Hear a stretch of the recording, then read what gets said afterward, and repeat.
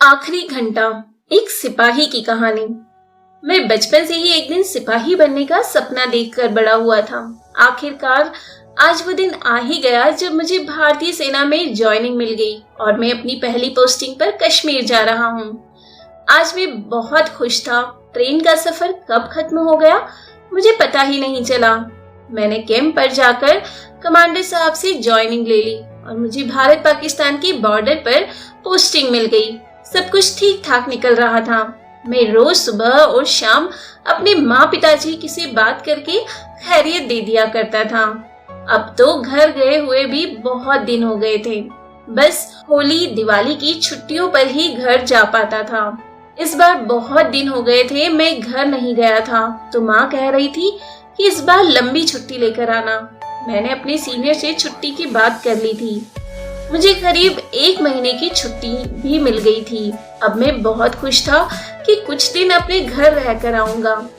आज मैं बड़ी खुशी खुशी बॉर्डर पर अपनी ड्यूटी देने गया था। करीब आधी रात बीत चुकी थी। बॉर्डर पर पहरा देते हुए बहुत कड़ाके की ठंड थी और बर्फ भी गिर रही थी। अभी कुछ देर बीती ही थी कि मैं देखता हूँ कुछ आतंकवादी हथियारों के साथ बॉर्डर पार करने की कोशिश कर रहे हैं। अपनी देश भावना को याद करते हुए मैं सोच रहा था कि चाहे कुछ भी हो जाए, इन्हें भारत माता की जमीन के अंदर नहीं आने दूंगा। मैंने एक गहरी लंबी सांस ली और आतंकवादियों पर गोली चलाना शुरू कर दी। मेरी गोलियों के जवाब में उन्होंने भी फायरिंग शुरू कर दी और उनकी एक गोली मेरे कंधे में लग गई। खून बहना शुरू हो गया था, लेकिन मैं हार मानने वाला नहीं था। मैंने अपनी गोलियों से उन्हें मार गिराया, लेकिन उनकी आखिरी गोली मेरे सीने पर लग गई और मैं जख्मी होकर वहीं सारी रात पड़ा रहा। अपनी मौत से करीब 1 घंटा पहले मैं अपने माता पिता को बहुत याद कर रहा था। वो आखिरी 1 घंटा बस आंखों में माता पिता की यादें समेटे हुए बीता। जब सुबह हुई, मुझे मेरे साथियों ने देखा तो मिलिट्री के अस्पताल ले गए। वहां मुझे मृत घोषित कर दिया गया।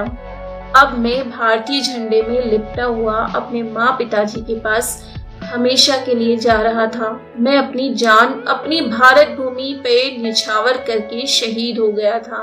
उम्मीद करता हूँ कि अगले जन्म में भी मुझे भारत माता की सेवा करने का मौका मिले।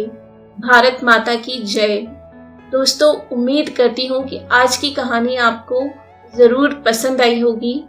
इसी तरह की और भी कहानियां सुनने के लिए आप हमारे चैनल को सब्सक्राइब जरूर करें।